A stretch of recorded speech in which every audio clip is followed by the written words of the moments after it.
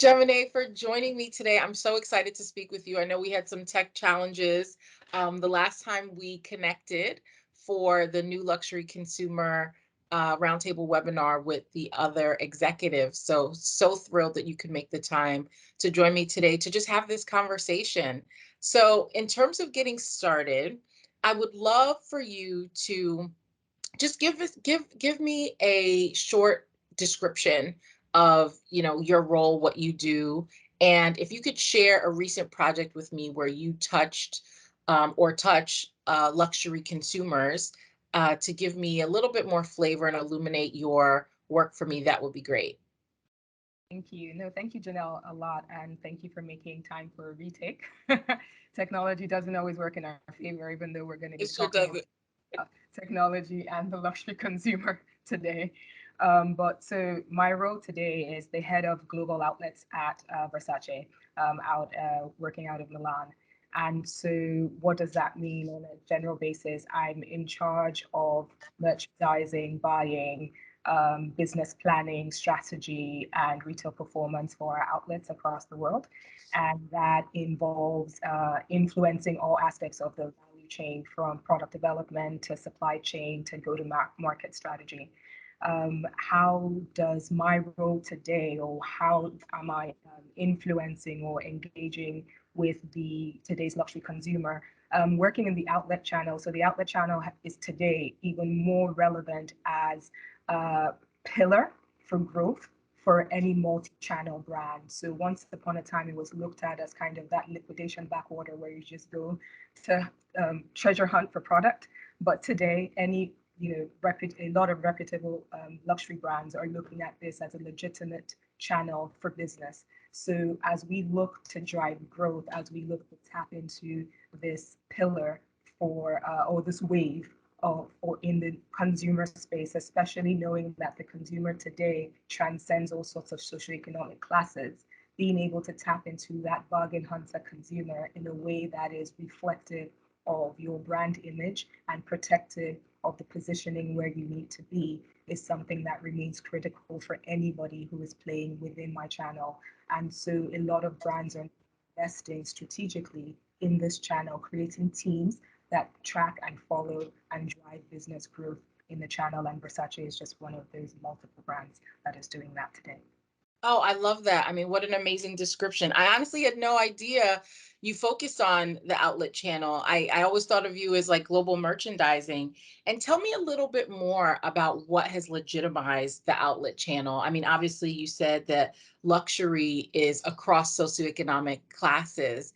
When I think about outlet, honestly, my mind goes to living in Milan and taking a trip to right outside Florence and seeing tons of tourists at, the quote unquote mall, Yeah. to participate in any number of luxury brands that were at that particular outlet. But I was always really struck because I was living in Italy.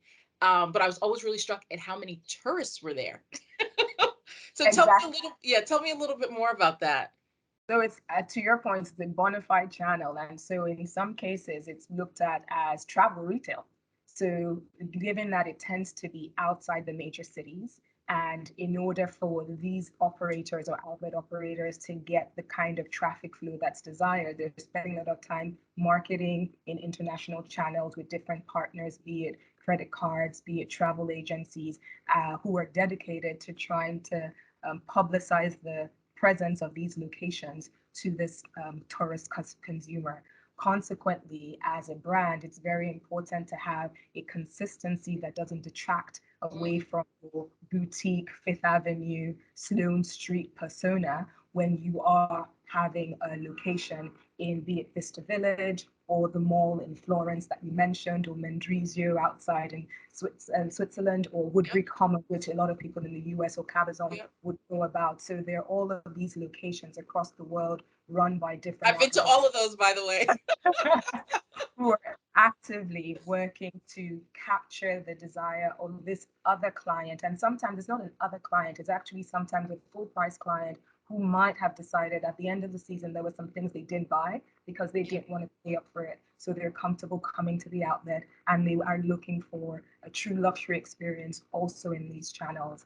And McKinsey recently put out a report saying that a lot of growth is actually going to come from this channel in the next 5 or so years.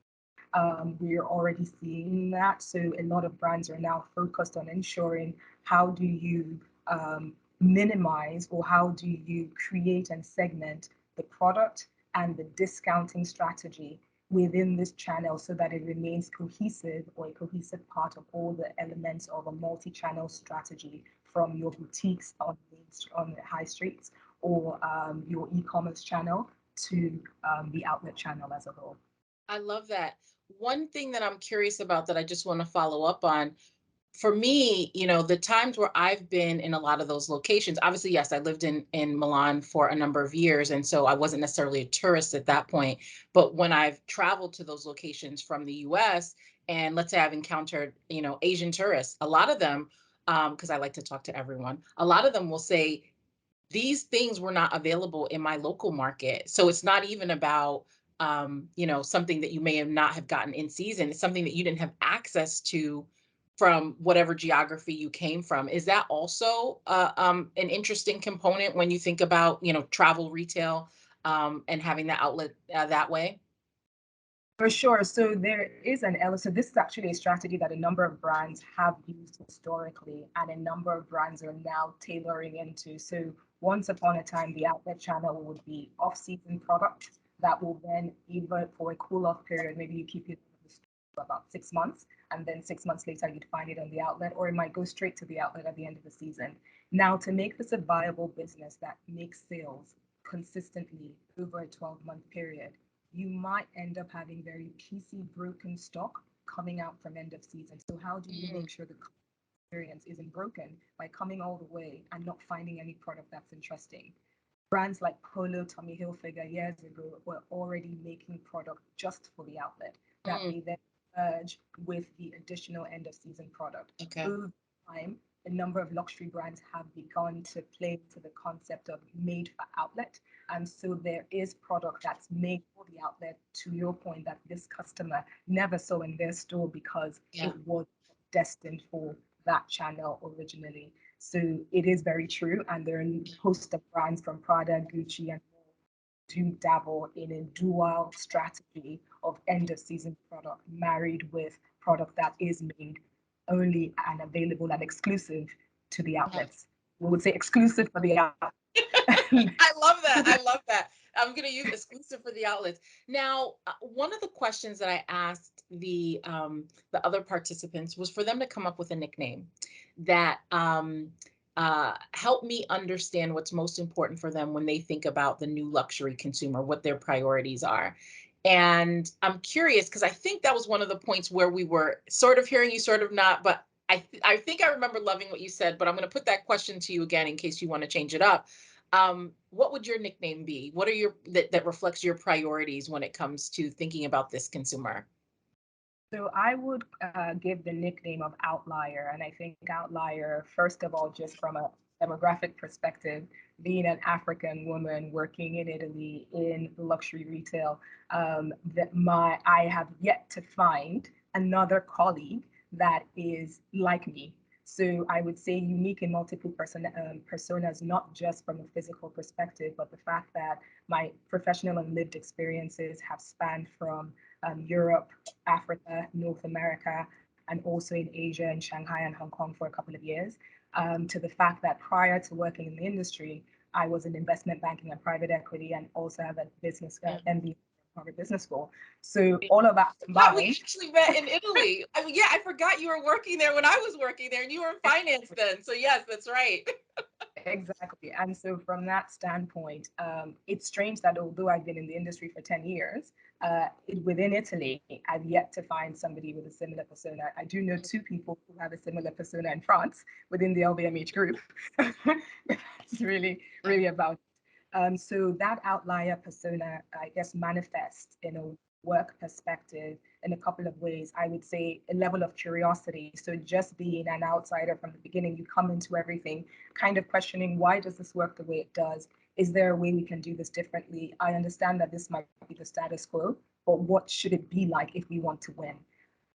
Then that also brings in that challenging mentality where you're not necessarily comfortable with how things might operate if it's not delivering results or yielding success. So a willingness to challenge the status quo.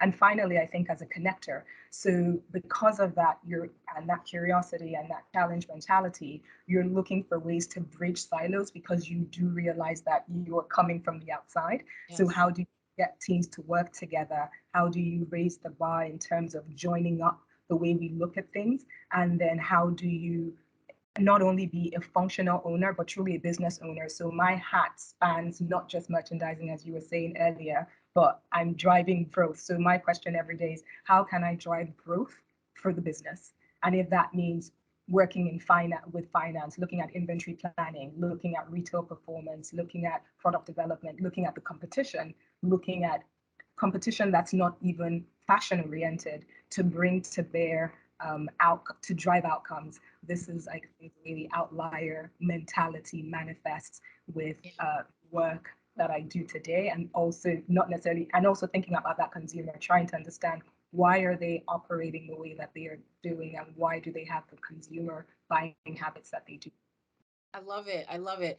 So much of what we talked about already touches on the fact that the luxury consumer, the new luxury consumer, is global, spans socioeconomic classes. I'm curious, is there a trend or a technology advancement or phenomenon that you think is disrupting or pushing the luxury consumer to evolve?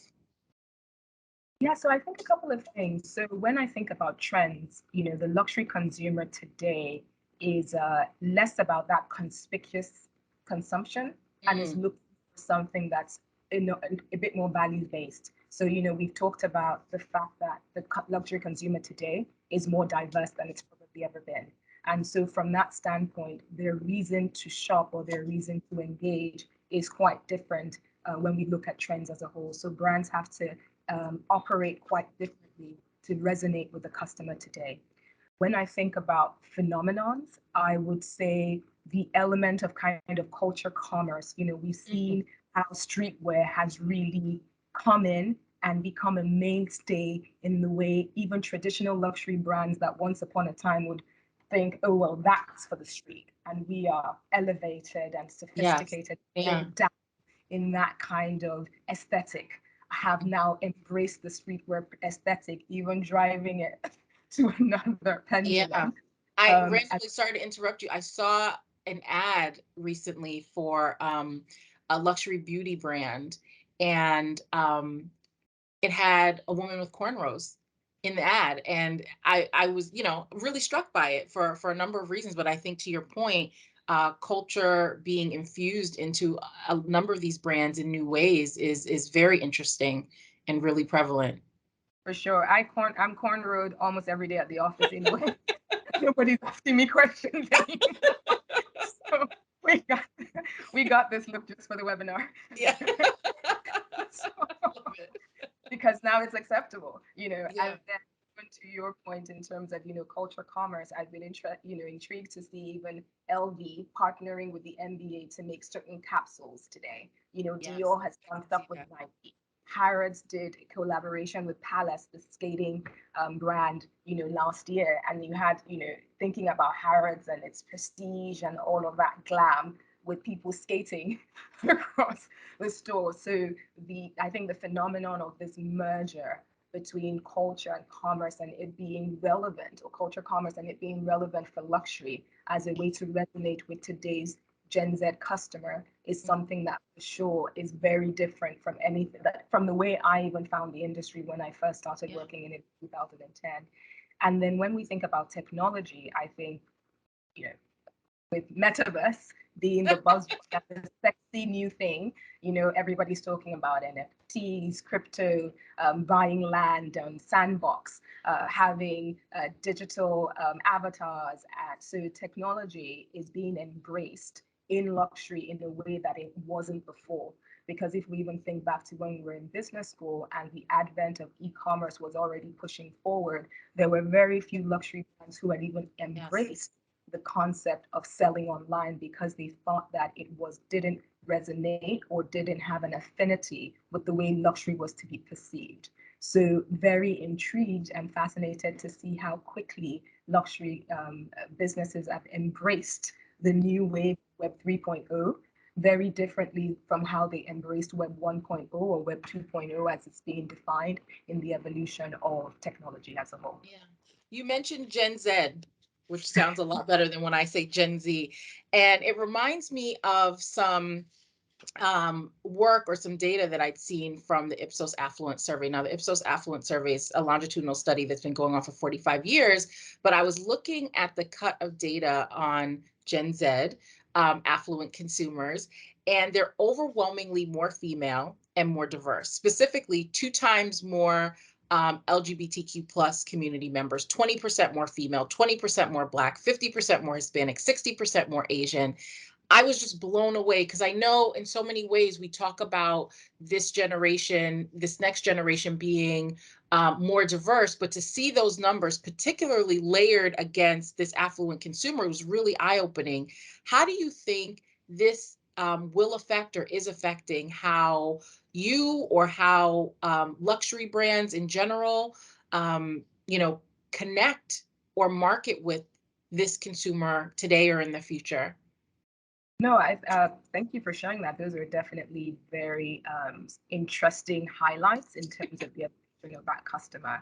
I think in addition to what you've even said, because those elements were highlighting the racial Mhm. diversity and maybe Yes. the lifestyle diversity of the customer.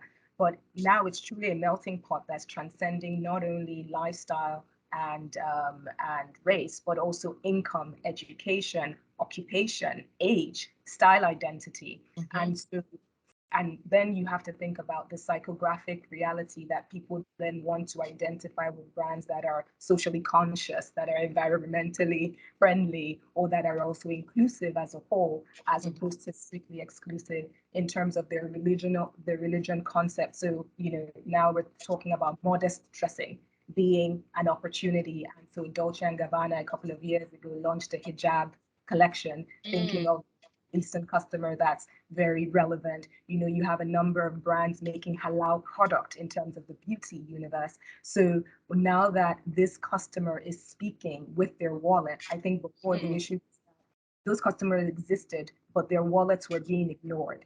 The Yeah. likes of Fenty have shown that there is a business case for that wallet, and hence, with that, the brands have to look at their product assortment very differently to ensure that there is a level of inclusivity. You didn't even talk about body consciousness, which is also something that is Very today true. very relevant because before you looked at fashion and it also had to be stick thin. Now, if you do that, there's some backlash. So the Victoria's Secrets of the world are having to revamp and rethink, the way that they market, campaign, and what they choose to prioritize as an image that is healthy for the consumer. Mhm. There's health, wellness, mental health being also a topic of consideration, and if just even diversity in terms of um, people's abilities to do certain things. So, are Mhm. we creating clothing or products that allow people with alternative lifestyles because of health concerns? How do we speak and how do we cater to them? So, there's an empathy Yeah. from a product standpoint that is becoming a lot more relevant today as brands have to Yeah. think about how they will resonate with today's luxury consumer that's Yeah. truly a melting pot as opposed to a monolithic group. It's so interesting what you said. It's just earlier this week. I was scrolling through Instagram as I normally do, and I came across. It's not a luxury brand, but I came across a new ad about a new drop for Skims. The underwear brand, and it was so fascinating to me because one of their new drops is adaptive underwear. Oh, And it was fascinating, because they position themselves and talk about themselves as underwear for everybody, and there's a little pun there, like everybody and every type of body is implied. And so obviously they started with a huge color range, and then as you said, body conscious, the sizes, what they put front and center is definitely variety.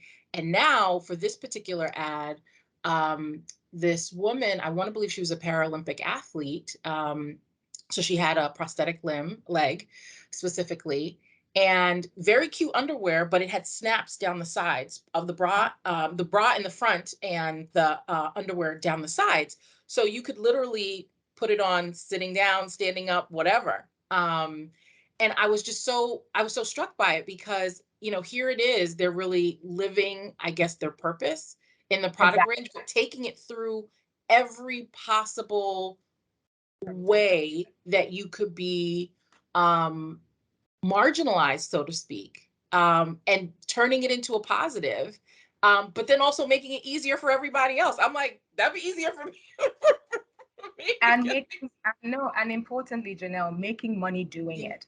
I making think money. You're right. I think the whole idea when you talked about what the luxury consumer was, because I think, when I listened back to 2 weeks ago, it was supposed to be 54% white or something like Yeah. old white. Um, Yes. that individual, yes, could speak with their wallet, but there was a host of other individuals, other typologies of people who had wallets but were not Yeah. being listened to. So Yeah. the Paralympian is probably has her luxury flat, her $1 million You're so right. things from You all are of so her right. clothes, and needs to buy luxury goods. So where are the goods for that person for Yeah. their life? Yeah. And that was something very much ignored up until now. So it's nice that there's an awareness that has been forced by the consumer, because today the consumer doesn't necessarily just want to be spoken to. They want to not be only the audience, but a protagonist in the journey of how they are engaging with luxury brands. They want Mm, to influence the brands as well as be influenced by them. mhm. And and those brands who listen to the consumer and adapt and are agile as they're adapting are probably those that are likely to win, and not win once but consistently, as their message continues to resonate with the consumer moving forward. Mhm. I love that. I was poking around looking at LinkedIn and I noticed you're on something called the Capri Council. What is that? What is that? Sorry for my stalking. Yes, so in the wake of George Floyd, and I think even prior to that, because I joined Versace right as COVID happened, there had been an awareness in general that diversity and inclusion was required, because the representation within the organization and within the brand was limited, especially as you move across the pyramid. So since then, a number of brands have put forward councils of all sorts. They've all hired diversity and inclusion heads, chief diversity officers in some cases. And within the council, our job is to identify and outline a roadmap on which we can achieve the various D&I targets that the business believes are relevant to ensure better inclusivity and better diversity within the organization.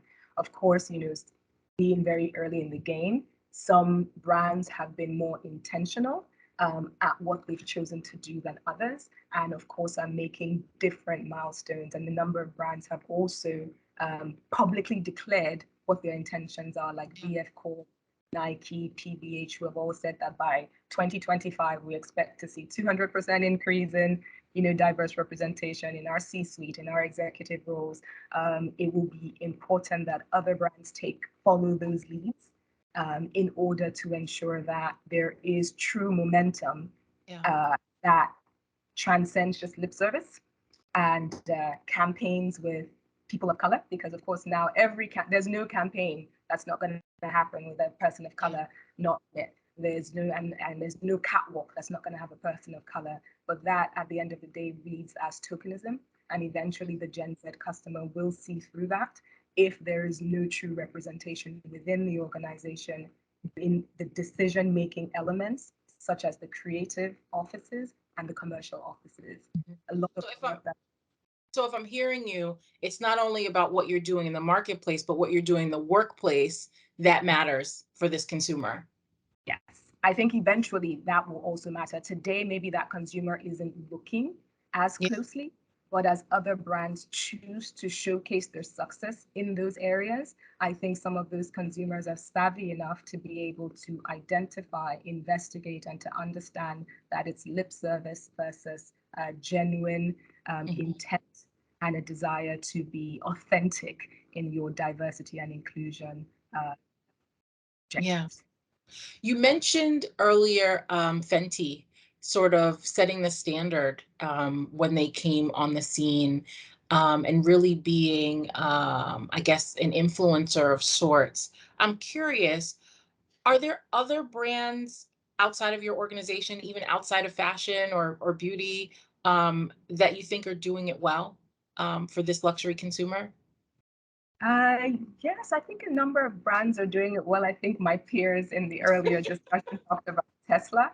I think Nike is doing amazing things for that consumer, resonating in terms of social consciousness, but also merging commerce or creating communities. Yeah, I Certain luxury brands are doing it well in some interesting elements. So I look to a brand like LVMH that has created the LVMH prize for looking for new talent in terms of design. And that started all the way back as 2014. And some very well-known brands have since come out of that. So Vetements is one of them. We yeah, have Mousse as another, rest in peace. Virgil Abloh, Off-White came out of that as well. And you even have less known finalists, semi-finalists like Maki O, who was one of the first ones of semi-finalists, and a Nigerian friend of mine. And more recently, one of the finalists in this year's edition is Tokyo James, another Nigerian. So, the ability to uncover new talent and create a platform yes. for creatives of multicultural backgrounds to have the opportunity to showcase their talent is something that it's very appreciative that there are brands like LVMH that are pushing that forward. So I guess different people are doing certain things well, and we Yeah. look to different brands or industries for inspiration as to what can be done to really resonate with this customer. I'm looking through my little list. I didn't realize we were already at 35 minutes. I was thinking, oh, we're just going to talk for 20 minutes, and here it is. This has been so good. Um, I'm curious. We've talked so much about, I guess, the business case for inclusion. Um,